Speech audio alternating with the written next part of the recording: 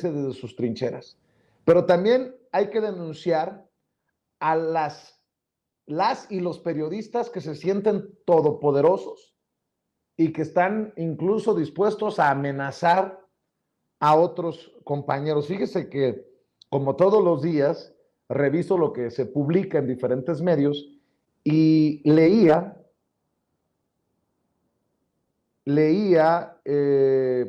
lo que publicó Federico Arreola en SDP Noticias, que es una carta, un mensaje de Eduardo Esquivel Ancona, a quien yo tengo en gran estima, corresponsal de SDP Noticias en la mañanera, quien siempre ha sido no solamente generoso, lo que le sigue, Eduardo Esquivel Ancona, y escribió, entre otras cosas, desde Guadalajara, ojo, escribió, entre otras cosas, esto: asistí como reportero de SDP Noticias al evento Un México sin oposición, en el que participaron como ponentes Denise Dresser, Lourdes Mendoza y Valeria Moy.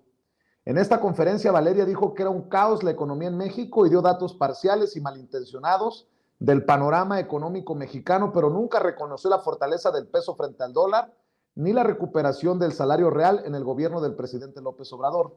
Por su parte, la columnista Lourdes Mendoza del Financiero dijo que en las pasadas elecciones la oposición había vencido a Morena en la Ciudad de México solo porque se quedó con más alcaldías que el partido de izquierda. Sin embargo, lo que le faltó decir a la comunicadora es que la mayoría de la Asamblea Legislativa de la Ciudad de México la tiene la 4T y que el partido Guinda tuvo más votos que la oposición en la capital del país. Y así sigue describiendo este foro, este evento en la FIL. Habla de una presentación del libro El Imperio de los Otros Datos de Luis Estrada, que avaló en el Senado de la República el gran Ricardo Monreal junto a Kenia López Rabadán y Joaquín López Dóriga, seguramente se acordará. Bueno, hay un momento en lo que se publica en SDP Noticias que me preocupa, porque dice Eduardo Esquivel Ancona que la señora Lourdes Mendoza lo amenazó. Ojo con esto, Dice: me acerqué a la comunicadora Lourdes Mendoza y le aclaré que sus datos de la elección de la Ciudad de México eran parciales y con sesgo, que los gobiernos de Felipe Calderón y Enrique Peña Nieto habían dejado votados más de 300 hospitales en obra negra y que la persona que la había acusado con lo de la bolsa había sido Emilio Lozoya y no el jefe del Ejecutivo Federal. Y la reacción de la columnista fue gritarme que era un majadero y decirme algo que no sé cómo interpretar. A ver si no te pasa algo. No quiero pensar que se trató de una amenaza. Lo que sea, como Lourdes estaba muy alterada, decidí alejarme y no responder nada. Bueno, pues ya son muchos los colegas que han salido a solidarizarse con Eduardo Esquivel Ancona y nosotros no seremos la excepción. Le agradezco a Eduardo, a Lalo, que se enlace con nosotros. ¿Sigues en Guadalajara, Lalo? Sí, sigo en Guadalajara. Ahora por prudencia no fui a la FIL, porque sí los ánimos, todas las mesas es contra la 4T, está por Zoom, en streaming, Héctor Aguilar Camín, están todos ellos. Lourdes Mendoza se presentó con Javier Lozano. Oye, no, pues ya no debería de llamarse la Feria Internacional del Libro, sino los foros internacionales contra AMLO o algo por el estilo, que le cambien el nombre, porque puro golpeador. Sí, como dice mi amigo Jairo Calixto, dice, ya parece una sucursal de Frena. Ya la FIL ya se convirtió en una sucursal de Frena, ¿no? Y oye, pues, Lalo, sí. A ver, pero ¿cómo que te amenazó Lourdes Mendoza? Mira, el martes fue una mesa que hay oposición, algo así se llamaba la mesa.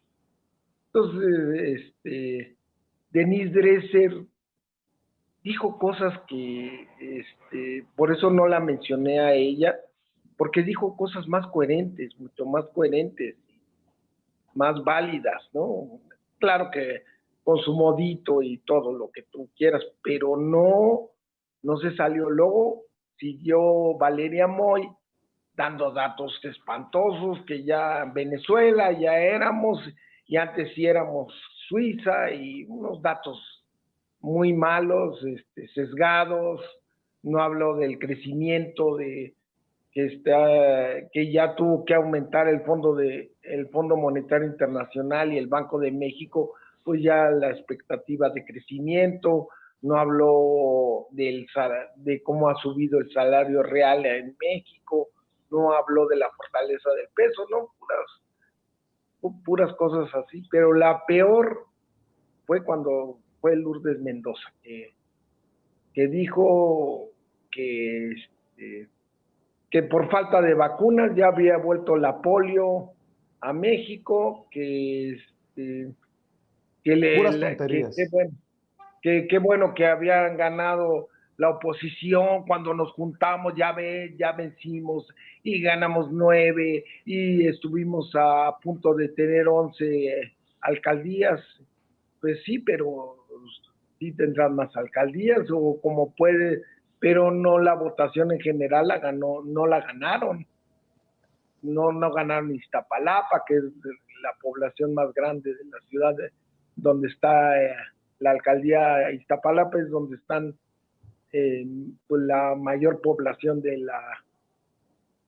la Ciudad de México, no en Tláhuac, no ganaron en esas alcaldías. Entonces pues ahí tiene un sesgo. Y Oye, luego pues lo Lalo, mande. pero estas y estos son los grandes periodistas de México, los que Pues se sí, sienten iluminados, tocados por Dios y dueños de la verdad absoluta. Y de alguna manera tú confrontas a Lourdes Mendoza. ¿Qué tan seria crees que sea la amenaza de esta periodista que se ha erigido como eh, la mujer que la valiente, le exhibe, dice. la mujer que exhibe a los aquellos que comen en restaurantes, pues yo creo que no merecen por ser parte de la cuarta transformación? Fue la que descubrió a Lozoya comiendo en el En el Junán. Pero ¿qué Junal. tan seria es la amenaza? Porque me imagino que la has ido reflexionando de que pues te puede pasar algo, ¿no? Sí, Palabras más, palabras menos, y tengo entendido que Beth Castillo, eh, Contreras Castillo, la querida Beth de la revista Polemón, también estuvo ahí, sí, ¿no? ella fue testigo de cómo, pues de la amenaza, de cómo se enfureció esta mujer. Lo que más le enfureció fue cuando le dije, oye, porque Fernando Belauzarán estaba diciendo, esta mujer valiente que enfrentó al presidente y lo cayó y le ganó la demanda de lo de la bolsa. Y pues solo que, entonces le dije, oye, Lourdes, no puedes estar diciendo eso, porque al que tú demandaste no fue al presidente de la República, no fue a Andrés Manuel López Obrador. Tú demandaste a Lozoya, que fue el que te acusó de tu bolsa de 60,000 pesos en Chanel, y tú le ganaste a él, pero no le ganaste al presidente porque, ni al gobierno de la 4T, porque Lozoya no es parte del gobierno de la Cuarta Transformación, y es cuando más se enoja. Le dije me dijo también, se enfureció por los 300 hospitales, diciéndome que no era cierto, que ella le había pedido Y, y por luego transparencia. niegan y luego niegan ser los voceros de los malandros, mi querido Sí, sí. Eduardo. Y pues a mí me consta de muchos hospitales que los dejaron botados en época en donde nació mi papá, en Ticul, Yucatán. Hay uno que está abandonado y le dije, te enseño las fotos. No, no es cierto, no es ninguno. Y necia, porque yo lo pedí por transparencia y tengo la... Y pues estaba viendo su columna, no habla, no, es que ella habla que eran del gobierno federal, no, eran muchos, 50 y tantos eran de Oaxaca, del estado, pero eran pues, Oye, de los oye gobiernos, Lalo, mande. yo lo que quiero decirte es que no estás solo, Ah, muchas que ninguna gracias. amenaza se debe de solapar, Sí. de admitir, de aceptar. Y yo no sé si tú vas a entablar algún procedimiento, algún... No, por ahorita no, pero sí la quiero denunciar, o sea, en redes sociales lo que estoy haciendo, denunciarla y que sepan qué calidad de mujer es ella, ¿no? Que es capaz de todo, ¿no? Y ese es lo que voy a hacer y voy a seguirla denunciando y qué bueno que soy tu amigo y que me das acceso a este foro que tiene mucha audiencia, ¿no? Y mucha gente que sepa de, como tú dices, qué clase de periodistas son, ¿no? Y también tuve un enfrentamiento con Luis Estrada y Salvador Camarena, unos tipos arrogantes, burlones, y me decía Salvador Camarena y él, que los lugares se apartaban en la mañanera, ¿no? Que por más que llegara uno temprano estaban los lugares apartados. Digo, eso no es cierto. Y ahora se rifan, pero no saben la mecánica. Ellos dicen que saben todo sobre la mañanera. Y le dije a Salvador Camarena, por qué no vas? Porque dice que no somos periodistas, ni tú ni yo, ¿no? Él es como el censor de los periodistas cuando pues, entonces ve tú, ¿no? Si eres tan bueno. Y caen en errores garrafales. Le preguntaron a Luis Estrada que qué le preguntaría si fuera a la mañanera al presidente. No, pues yo lo arrinconaría y le diría, ¿está a favor del aborto? ¿Sí o no? Y no, porque él está en contra del aborto y eso lo hace que no sea de izquierda. Y entonces le dijo, oye, eso no te hace de izquierda o de derecha. Este, yo conozco muchos derechos, derechosos horribles que están a favor del aborto y de las uniones de parejas del mismo sexo. Y además no es cierto que está en contra de... El presidente, lo he visto con lo de las parejas del mismo sexo, no está en contra de esto, pero eso Oye, tampoco lo hace de izquierda al presidente. es que andan desatados, fíjate, Sí, me estoy andan dando cuenta desatados. que andan desatados los Camarena, los Estrada, las Lady Chanel, Sí, las Moy, las Dresser, y ahorita sí. estoy viendo que los Ferris también andan muy dolidos por lo que hemos Pero es nosotros que, exhibido. Fuimos de los primeros que exhibimos lo de la magia negra y acaba de escribir un tuit hace 8 minutos Pedro Ferriz Híjar, el hijo de Pedro Ferriz de Con, y ¿qué dice: dijo? ¿saben por qué me envidia Vicente Serrano? Soy todo lo que desea en la vida, inteligente, conocido, respetado, honesto. En realidad quiere ser yo. No, ya su Andan, caso no es político, es psiquiátrico. andan desatados, Sí, mi querido sí, Eduardo. Por eso te pido que tengas las precauciones que sí, correspondan, pero por favor, sigue denunciando desde ahí, desde la Feria Internacional del Libro, cómo esta Feria Internacional del Libro se ha convertido en una cueva de puro malandro que se dedica a escupir veneno. Y bueno, desde aquí te envío nuevamente mi solidaridad. No sé si quieras sí, cerrar con algún comentario y por favor que no se te olviden tus redes sociales, Lalo. claro. Mira, un último comentario.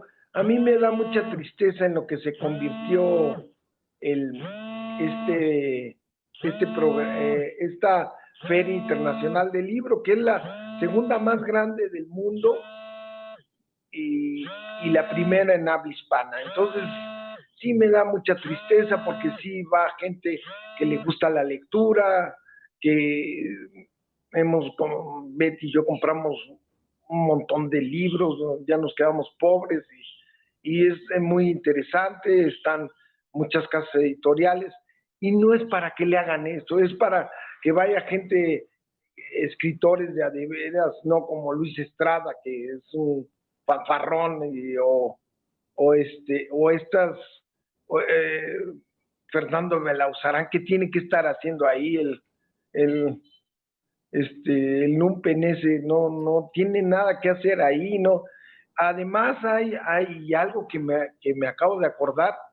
Beth se sentó junto a unos muchachos, asistieron a la mesa y de prepa, de las prepas de la UDG, los obligaron a ir a, a esa mesa para que estuviera lleno y que les aplaudieran. Y así se las gastan estos señores. No fueron por Pues, su voluntad. Y están diciendo que nosotros somos acarreados, que fuimos a la marcha acarreados. Pues ellos acarrearon a los muchachos de la prepa de la UDG. te pido por favor que sigas denunciando, Lalo. ¿Por qué Sí. no compartes tus redes sociales con la audiencia de Sin Censura? Sí, mira, estoy como Esquivel Ancona _ en Twitter, Esquivel Ancona en Face y en Instagram. Ahí estoy en la red y tengo un canal, si me permites, de YouTube que es Econoscopio. Y ahí analizamos temas económicos y financieros en ese canal. Tú sabes que te aprecio, tú sabes que te respeto Yo y tú sabes que igualmente. puedes contar conmigo. Sí, muchas gracias y gracias por tu gran solidaridad y de todos los compañeros, pero sobre todo la tuya y que me das acceso a denunciar a esta mujer en tus redes sociales. Oye, Lalo, Canal. ya sabes que te aprecio, que te respeto, que puedes contar conmigo, aunque tu jefe sea un culebra. Ahí nos vemos al rato, Lalo. Nos vemos al rato. Nos vemos.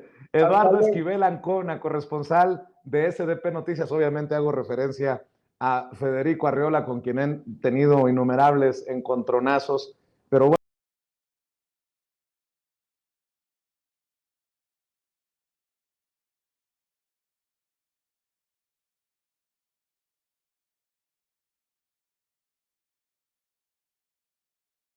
Me chingues. Y ya que estamos hablando de ferias internacionales, de libros como la de Guadalajara, hay un libro, y grábeme, don David, hay un libro que va a dejar la víbora chillando, como digo yo. Lo escribe el maestro Oriol Mayó, orgullosamente miembro de las mesas de diálogo de Sin Censura. Un libro que hemos estado esperando por mucho tiempo. Es el Informe Iberdrola. ¿Por qué el capitalismo verde no salvará al mundo? Oriol Mayó escribe esto desde su trinchera periodística que nos dará claridad de esta Iberdrola que tanto menciona también el presidente Andrés Manuel López Obrador desde sus críticas en la mañanera. Ahí está, mire, esa es la portada del Informe Iberdrola, el libro del maestro Oriol Mayó, que escribe: un día cualquiera en mi Twitter apareció Iberdrola para recordarme que la Tierra se estaba muriendo. Aunque no eran 5 años de reloj como en la canción de Bowie, estábamos ya cerca del fin. Me salí de casa para detectar si algunas de las señales proféticas mencionadas en la rola empezaban a exteriorizarse. Ningún policía se hincó a besar los pies de un sacerdote, ni aparecieron madres sollozando por los pasillos del supermercado, pero sí, igual pensé que, de llegar el día del juicio, yo también extrañaría todas esas cosas que me hicieron feliz sin saberlo. No sé si me pondría a llorar por el tiempo perdido y las vidas sin biografía, en vísperas de la parucía, ni el arrepentimiento procede. Luego desperté y todo fue un excurso para empezar este libro de aséptico título, que es Viaje y divagación por un emporio del capitalismo verde que capitanea las guerras eléctricas del siglo XXI en campos de batalla tan diversos como Bilbao, Augusta o Juchitán. y en contiendas tan decisivas sobre mercados, tarifas, transiciones y modelos energéticos que su resultado determinará la vida de todos nosotros. Parte de lo que escribe, iniciando el libro, el maestro Oriol Mayó, a quien saludo desde España precisamente, el maestro Oriol Mayó. Por fin llega el informe Iberdrola. Gracias por tu paciencia, Oriol, y qué bueno que logramos conectarnos desde España hasta México, aunque no tenga que ver con la interparlamentaria a la que no pudo faltar Ricardo Monreal. Bueno, lo tenía que decir, si no se me hace cáncer en el pecho. Mi querido Oriol, un abrazo a la distancia. Personal es una No escucho a enfermedad. Oriol, compañeros. Perdón, no se A me ver, oye. A ver, ahí, perdón, ya. ahí Ya te se, escucho, ahí te ya se me escucho. oye. Vale. Bueno, un abrazo desde la distancia, 11.000 kilómetros. Estoy en Barcelona por asuntos personales, familiares un poco graves. Mi madre está en una situación un poco definitiva y estoy un poco acompañando y trabajando a distancia, acompañando a mi madre en ese trance ya muy difícil de su vida. Pero dicho esto, una cosa no quita la otra. Obviamente, el informe Iberdrola, hay que aclararlo antes que nada, salió en España. Por desgracia, aún estamos pendientes del tema de México. Es muy complicado. México escribir es llorar en gran parte y es complicado el proceso, y espero tenerte noticias definitivas de la decisión en México para enero como máximo ya. Plazo final después del puente Guadalupe Reyes. Esperemos que ya pueda explicar a mucha gente que luego preguntan con toda la razón, pues, cuándo este libro pensado, creado desde México para el mundo, nunca mejor dicho, pues va a aparecer donde tocaría también que la gente lo pudiera leer. Entonces espero tenerte noticias. Mientras tanto, hicimos ya una presentación en España. Te aviso ya, la información ya es segura, el 15 de diciembre, 15 de diciembre en Madrid, en la librería Juan Rulfo del Fondo de Cultura Económica, presentamos con Juan Carlos Monedero. Ya me confirmó Juan Carlos, presentaríamos el libro justamente sobre una empresa que conocemos demasiado bien aquí, como allá también, digamos, hace daño de formas distintas, pero el mismo alacrán, con prácticas variadas, pero siempre acaba en el mismo lugar. Es un poco como la parábola del alacrán y la rana, ya sabes, ¿no? Que te la montas encima y nunca puede dejar de picar el aguijón, ¿no? Así es Iberdrola, así va el libro, y por primera vez, pues, estamos presentando, ya ha habido entrevistas, hay un interés, como muy naturalmente, la gente aquí está sufriendo un recibo de la luz que, pues, más que le metan tope al gas, mil formas, sigue subiendo, no se ve una solución. Realmente es una crisis energética que apenas ha empezado, donde prácticamente todo es caro. Ahora ya empieza a ser frío. Aquí el gas natural se usa para la calefacción de forma masiva, canalizado, gas ciudad, que se llama, bueno, gas natural canalizado, y bueno, ahí se paga cada mes el recibo, así bimensual. Entonces, imagínate, ahora que ya empiezan los fríos, yo aquí en Barcelona no es tan frío, pero ya cuando vaya a Madrid yo creo que ya me compré pantalones térmicos para aguantar, digamos, frío real. A mí las piernas realmente me da mucho frío y no me gusta el clima del altiplano. La verdad es que cada vez me cuesta más el frío, y cuando hay frío realmente la gente tiene la extraña manía de poner la calefacción, la extraña manía, pues, o electricidad o gas, y la situación es muy, muy grave, muy complicada, y francamente por eso un libro como este creo que es útil para entender cómo escapamos, digamos, cómo escapamos por la vía que además yo digo en el libro. Oigan, las soluciones están al lado, en Francia, donde hay una empresa pública de electricidad, pero también están en México, donde, por cierto, aún estamos teniendo y defendiendo, digamos que mis recibos siguen siendo recibos muy asequibles, muy baratos, porque tenemos una política de que primero la gente, en términos de electricidad, es un derecho humano y está por encima de cualquier contingencia o privatización, o de que gente como Iberdrola y otras compañías puedan, en fin, endilgarte recibos de la luz que son terribles realmente y que afectan a la gente. La gente no puede vivir sin energía, literalmente no es algo que esté en discusión. No podemos darnos el lujo de que no funcione el refri, que no funcione la electricidad, que cuando uno llega a la casa o sale de la casa, literalmente no podamos o debamos contemplar siempre ese ahorro total, porque si no, literalmente no se puede pagar la vida así. Es algo que está pasando. Vemos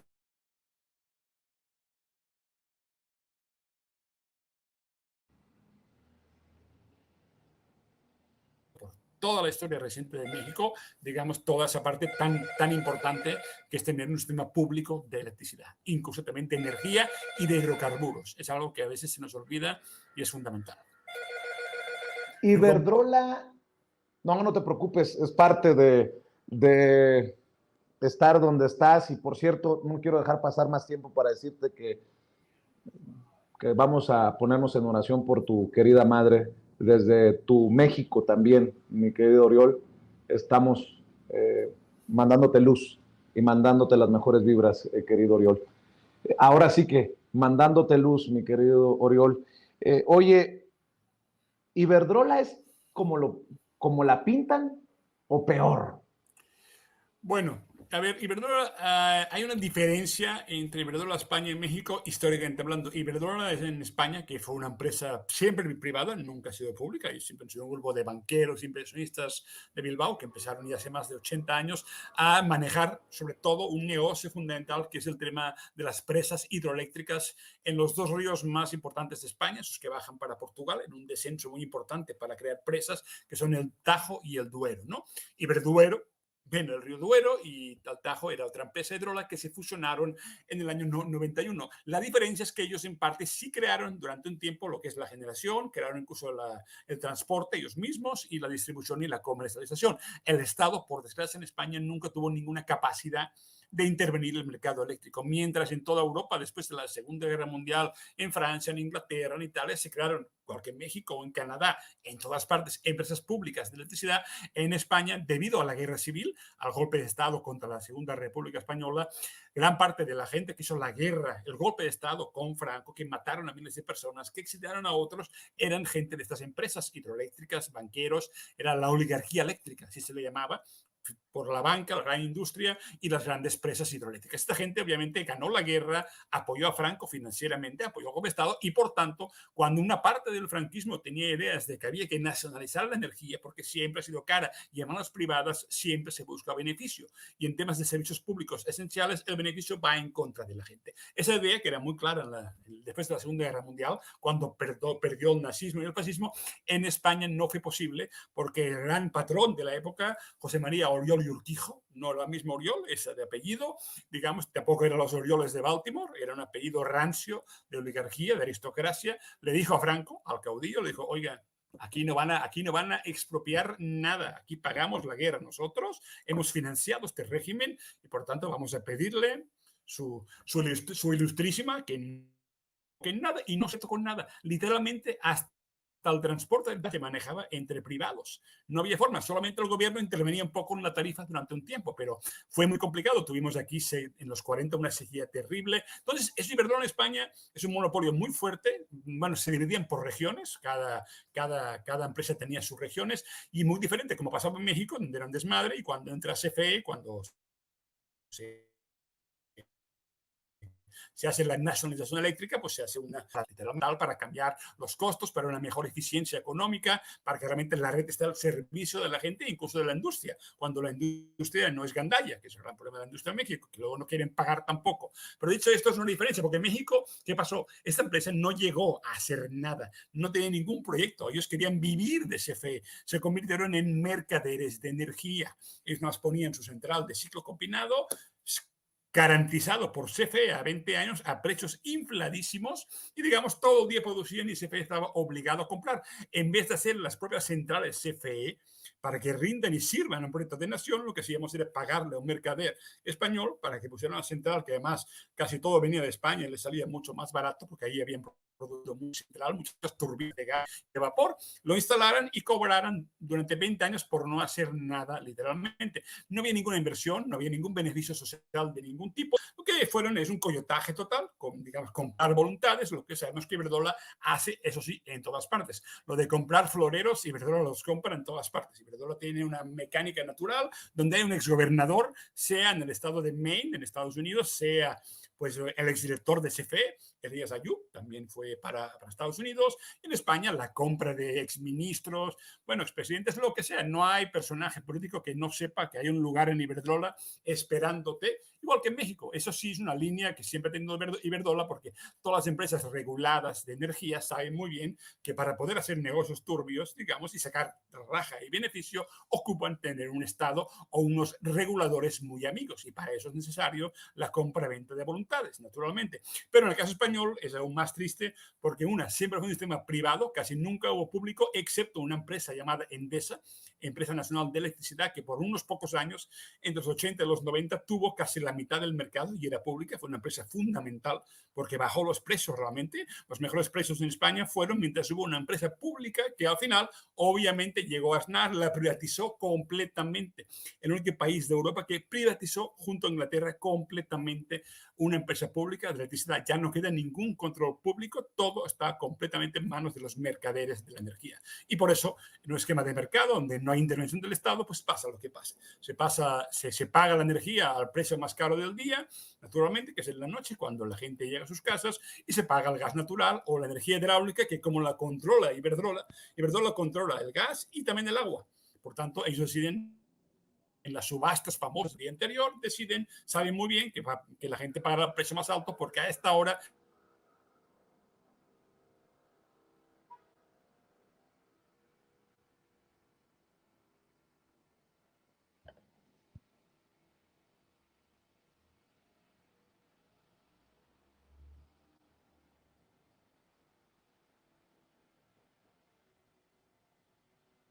Vamos a ver si logramos reconectar la comunicación con Oriol Mayó. Desafortunadamente se ha congelado. Me quiero imaginar que es Hola. una situación de conexión. Hola. Él está en Barcelona, nosotros en México. Por ahí te congelaste unos segundos, Sí, mi querido me congelé. Oriol. ¿Aún se me ve un poquito? ¿Hola? Sí, ya te vemos bien y te escuchamos mejor. Perdón, la conexión en teoría va bien en la casa, pero quién sabe si la lejanía acaba afectando un poquito perdón para los oyentes, porque realmente pues a veces se corta.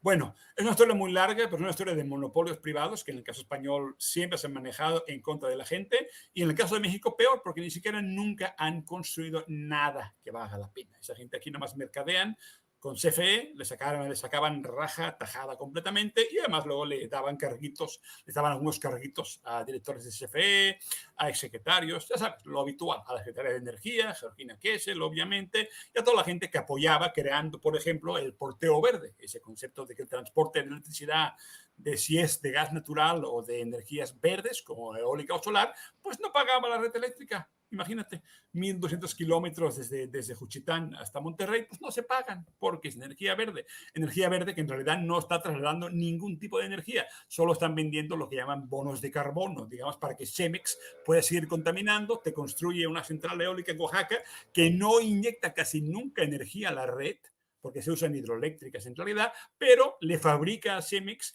indulgencias climáticas, le compensa toda la contaminación que Cemex crea, porque recordemos que Cemex en sus plantas usa hasta llantas, quema llantas, quema el peor plástico del mundo, el que más contamina a su alrededor, pero son verdes porque tienen ahí una central eólica en el istmo de Tehuantepec, que en verdad no sirve la red eléctrica, no está generando energía constante y fluida, pero a Cemex le está dando, la ventaja de que Cemex pues no paga el recibo de la luz, le daban, hasta que cambiaron las tarifas, le daban prácticamente gratis la energía. CFE estaba obligada a darle gratis la energía. Son esas trampas constantes de esa gente que viven del negocio de las renovables sin que realmente les importe para nada ni el clima, ni el planeta, ni nada. Les importa que les haga el recibo bien barato y que lo paguemos nosotros, y el Estado poco a poco vaya aumentando su deuda y CFE sea inviable, y como bien decía Barret, al final del día se tenga que privatizar, que es el sueño final que ellos tenían, que Iberdrola acabara surtiendo directamente a la gente, y el sueño de Galán, que la factura en México, el recibo mensual de la luz, pues lo pagáramos nosotros y que pusiera el nombre de Iberdrola. Es el sueño, pero si no pueden, al menos que pague CFE, le pague la...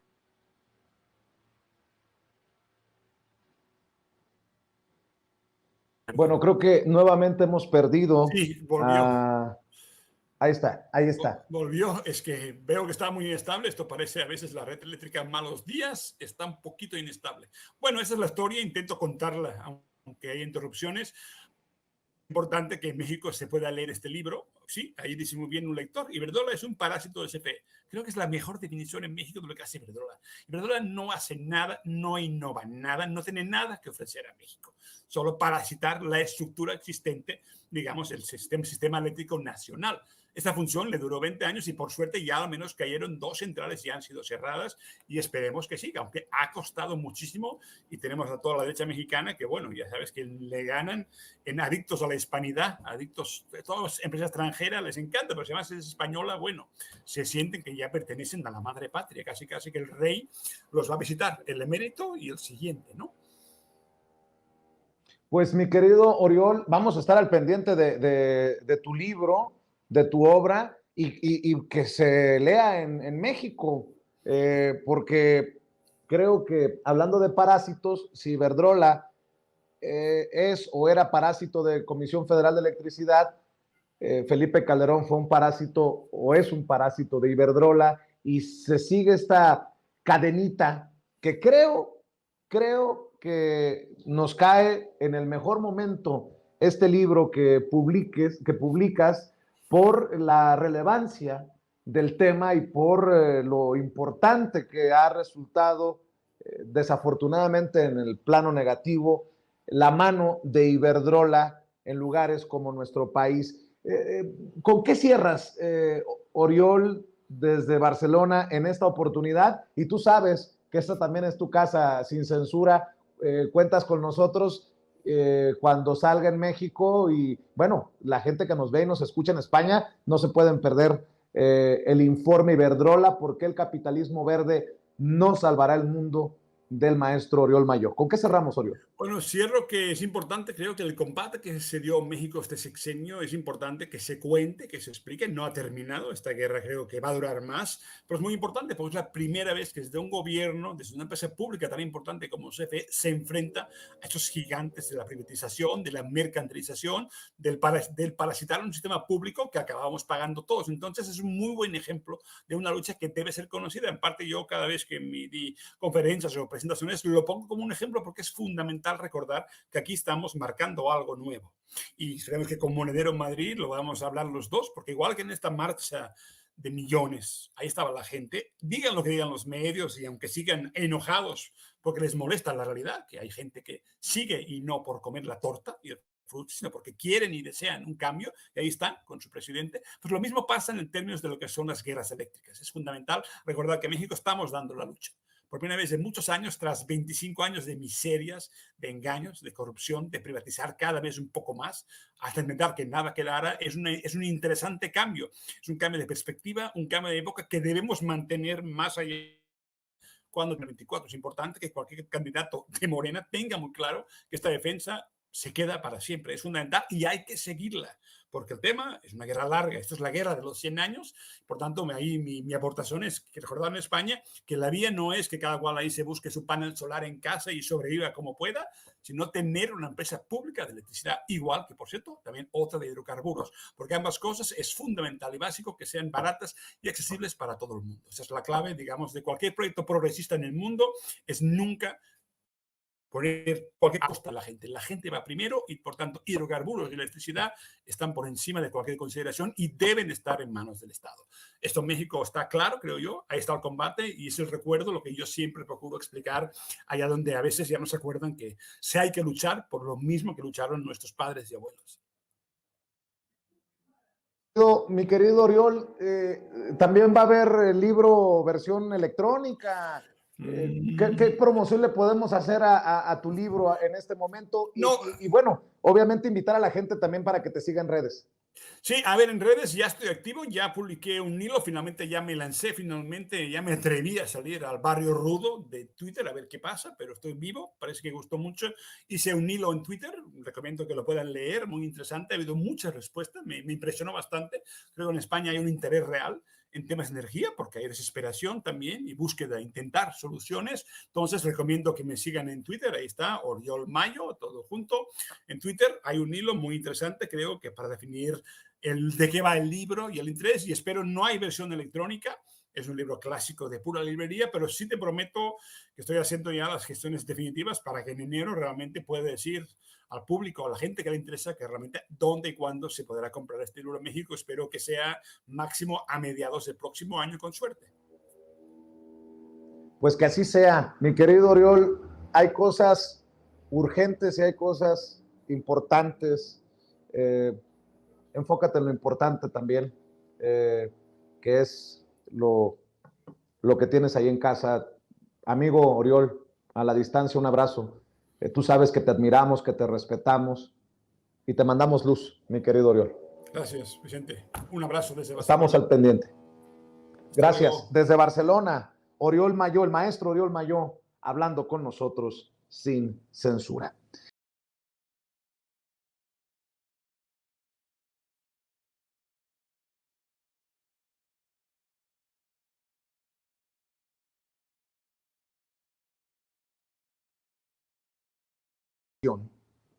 Este documental que se ha publicado en Netflix no es necesariamente darle publicidad a Netflix, es hablar de este caso. Duda razonable, historia de 2 secuestros, se acaba de estrenar. Es este documental en Netflix, pero que tiene un impacto en nuestra vida.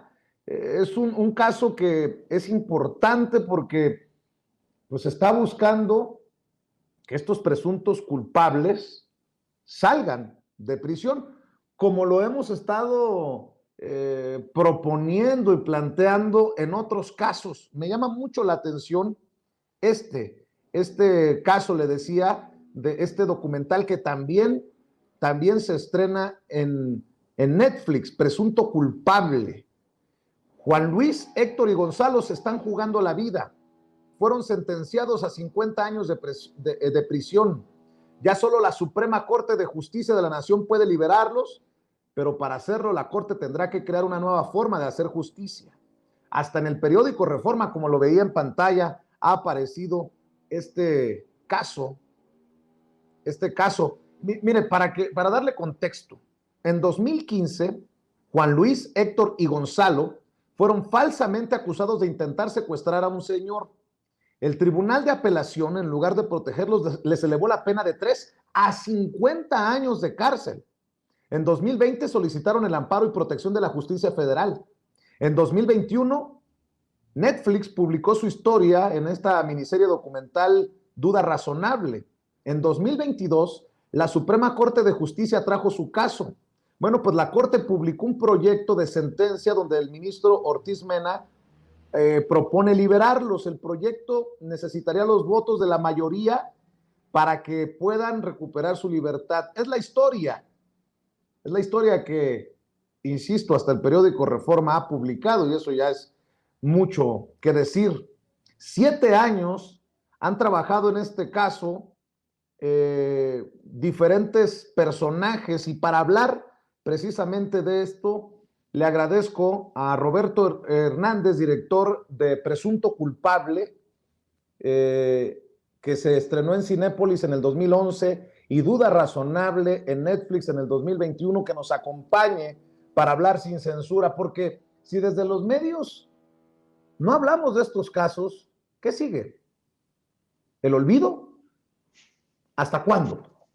Nunca más el olvido, nunca más el silencio, y le agradezco mucho a Roberto Hernández que nos acompañe. Roberto, gracias por acompañarnos y por hablar sin censura. Hola, ¿qué tal, Vicente? Gracias por este espacio. ¿Lo digo bien? Nunca más el silencio, nunca más el olvido, porque hay muchos presuntos culpables. Aquí hemos reportado casos, afortunadamente, por ejemplo, recuerdo el de Ana Georgina, 13 años en la cárcel por un amparo, hoy se encuentra libre, pero no está determinada su inocencia todavía. Está el caso de Israel Vallarta, con todos los recovecos que hemos reportado aquí en Sin Censura, pero estos casos tienen que también seguir siendo señalados y tenemos que seguir poniendo el dedo en la llaga, Roberto. Así es, así lo creo. Y este caso me parece que lo has resumido perfectamente bien. Tiene ya 7 años pues, trabado o atorado en las entrañas del sistema de justicia penal, ¿no? Son Juan Luis, que se ve ahí al fondo en mi pantalla, Héctor, y me hago un lado para que aparezca también Gonzalo, y ahí está Darwin. Fueron acusados falsamente de intentar secuestrar a un señor. Luego, como a las 48 horas, los liberaron y los acusaron de haber secuestrado a una señora. los absolvieron de eso y luego los volvieron a acusar de intentar secuestrar al señor. En fin, es un embrollo que está contado en la serie de Netflix y que se estrenó esta serie, pues ya tiene más de un año. Se estrenó en noviembre del 2021.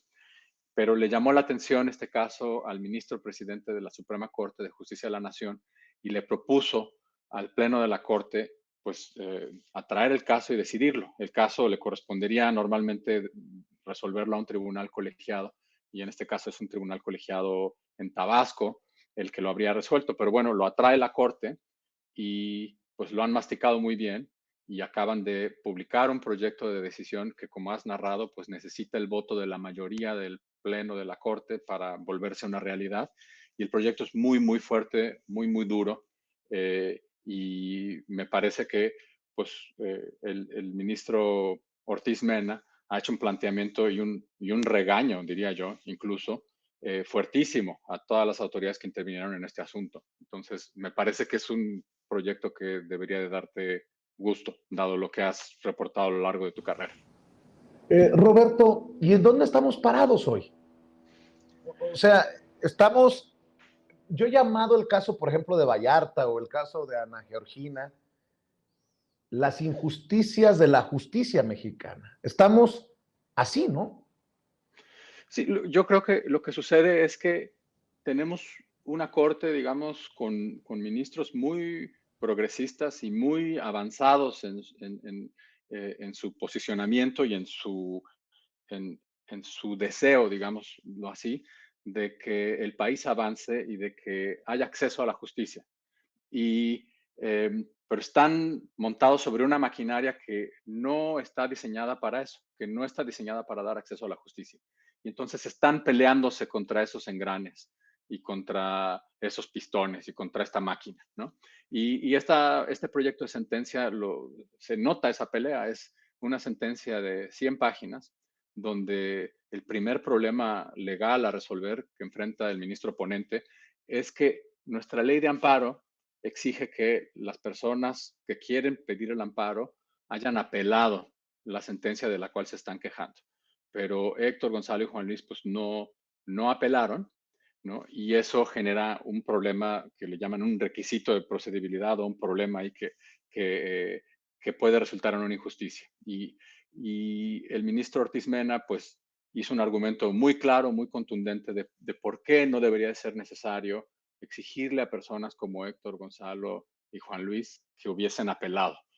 Porque si así fuere, entonces sería muy, muy limitado lo que podría hacer la Suprema Corte de Justicia de la Nación para hacer justicia en este caso, ¿no? Entonces, es un proyecto que invito a quienes, a tu auditorio, pues, a leerlo, porque de verdad es contundente, no tiene desperdicio, muy, muy fuerte y me parece que nos deberíamos de sentir orgullosos como mexicanos de tener una corte que lanza un proyecto de esta naturaleza, ¿no?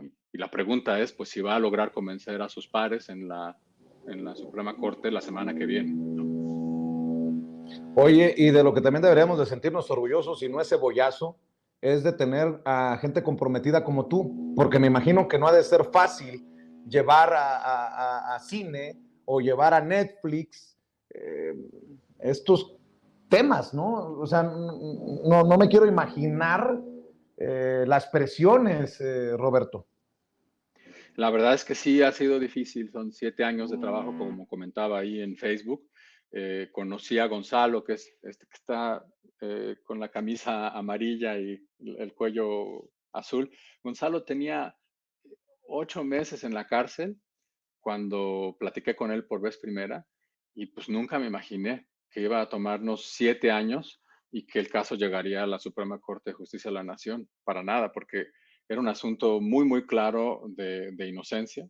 Es muy claro, se trata de un accidente de tránsito menor en donde el que choca ni siquiera es él y a la hora de que se baja a reclamar Héctor, lo reciben con un disparo y luego el autor del disparo pues los acusa a todos de que lo intentaron secuestrar.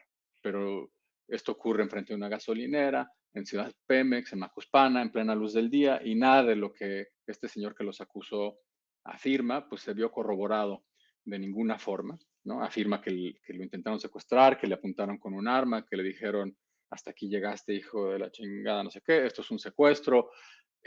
Pero todo esto que afirma, si fuera cierto, habría estado registrado con cámaras de videovigilancia de la gasolinera frente a la cual esto ocurre y cámaras de videovigilancia de diversas instalaciones de Ciudad Pemex, que es donde esto ocurre, ¿no? Entonces, si la Fiscalía del Estado de Tabasco hubiera querido probar esto más allá de toda duda razonable, pues habría tenido una cantidad tremenda de material para probar su acusación.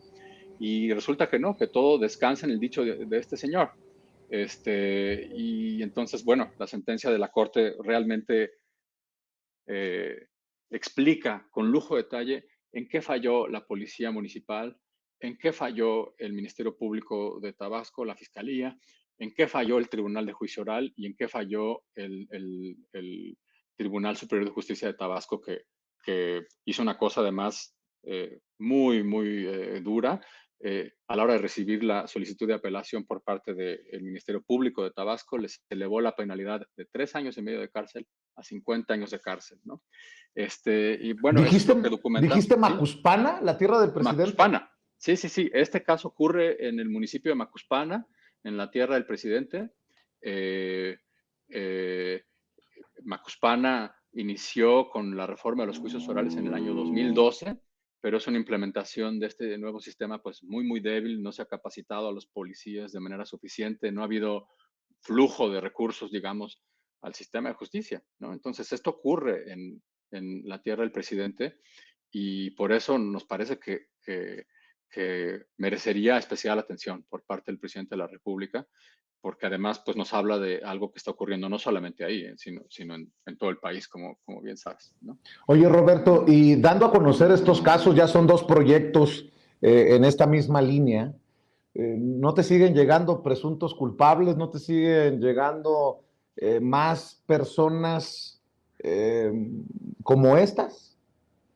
A diario me escriben personas vía Twitter y vía Facebook o alguien consigue mi teléfono y me llaman y pues lamentablemente si me toma 7 años resolver o ayudar a resolver uno, no puedo asumir más casos y mi esperanza es que el uso de la cinematografía y de contar estas historias ayude a tener un efecto como en cascada, ¿no? Y que comprendamos mejor por qué tenemos que tener una constitución donde se respeta la presunción de inocencia, por qué tendríamos que ampliar el acceso a la justicia, ¿no? Para personas como Héctor, como Gonzalo, como Juan Luis, que están en una condición de vulnerabilidad tremenda, ¿no? Ser acusados en las condiciones en las que se juzga a las personas en México es realmente terrible.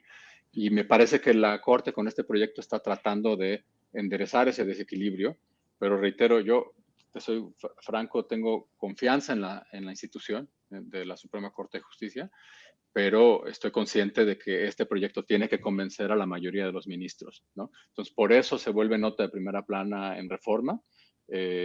Reforma entrevistó al ministro que es el autor del proyecto y te reitero, no tiene desperdicio, de verdad, es una lectura incluso entretenida y eso es mucho decir para sentencias de la Suprema Corte. Uno se imaginaría que no, que quizás es algo que no es interesante de leer, pero este proyecto está profundamente bien razonado, bien redactado y trata de enderezar esta situación de injusticia.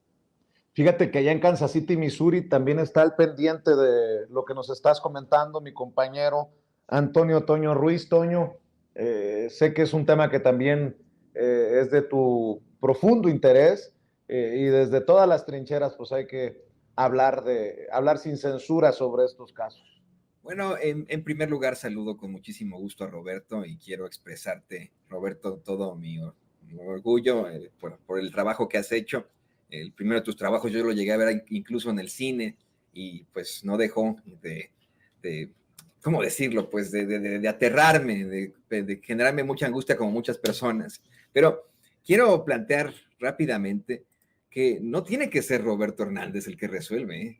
No tienen que ser los colectivos de lucha vamos por los derechos de los presos y de las presas, como ocurrió en el caso de Ana Georgina Domínguez Macías, una de las personas detenidas desde tiempos de Felipe Calderón.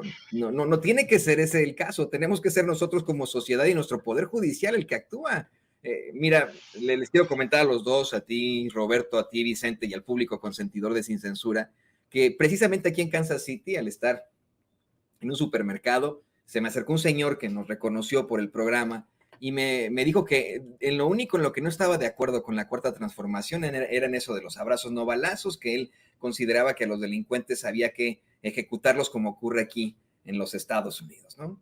Yo lo que le planteaba a este señor es que habiendo tantos casos de injusticias como los que ha mostrado, por ejemplo, Roberto en sus documentales, como los que hemos llevado aquí en Sin Censura, esto sería una situación terrible, provocaría que nosotros como sociedad tuviéramos las manos manchadas de sangre, incluso en casos injustos. Aquí en Missouri, desafortunadamente esta semana, el Estado asesinó a un señor afroamericano que en un arranque de furia mató a un policía que provocó por su negligencia la muerte del hermano de esta persona, y estuvo durante una década en prisión en este tipo de injusticias, y eso nos enfrentamos como sociedad. Yo insisto con esto, Roberto lo acaba de decir hace unos momentos, le han de llegar una infinidad de casos, pero con 2 casos le ha tomado años poderlos plantear, que se den cuenta las autoridades, que tenga que ser el ministro presidente el que haya sacado su celular y haya dicho, ay, sí, pues lo acabo de ver en Netflix y por eso lo voy a decir. Pues no, hay tanta gente en estos momentos en las cárceles mexicanas que está ahí porque no tuvo dinero para pagar un abogado, porque le fabricaron algún tipo de delito y eso está ya. Eso no lo podemos soportar, no tiene que haber ni siquiera reformas por parte del Ejecutivo, tenemos que exigir un cambio inherente en todas las cosas en el Poder Judicial. ¿Algún comentario, alguna reflexión para cerrar, Roberto, en relación a estos casos, a este trabajo que realizas? Y bueno, nosotros desde nuestra humilde trinchera ofrecemos seguir poniendo el dedo en la llaga cuantas veces sea necesario. Creo que es la solidaridad que se necesita también para el trabajo que se hace y para las personas que al final son los protagonistas de esta injusticia. Pues muchas gracias, Vicente, y gracias, Toño, por los comentarios y por el espacio. Creo lo fundamental es que estemos pendientes de lo que la Corte va a discutir la semana próxima. O sea, lo que de verdad es un proyecto muy bien planteado, que esperamos que convenza el ministro Ortiz Mena a sus colegas, pero un poco depende también de la opinión pública, un poco depende de que nosotros estemos al pendiente y que pues, nos pronunciemos al respecto. Lo que se está planteando concretamente es que el sistema de acceso a la justicia federal que México ha tenido hasta ahora ha sido demasiado restrictivo y que esto inclina la balanza en contra de personas marginadas o pobres o en contra de personas que están acusadas penalmente y encarceladas de manera preventiva, ¿no? Y propone pues un cambio de sistema y propone simplemente decir, bueno, no es necesario, dadas estas y estas hipótesis, haber apelado para tener acceso al juicio de amparo, ¿no?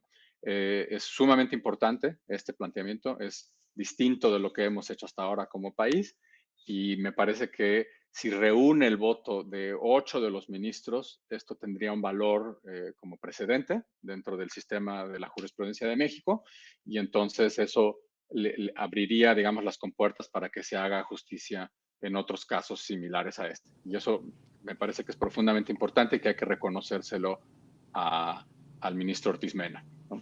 Entonces, eso es lo que yo recuerdo que la última vez que le planteaba al presidente Andrés Manuel López Obrador en una mañanera el caso de Israel Vallarta, me decía, si hubiera voluntad, esto se resolvería en 24 horas.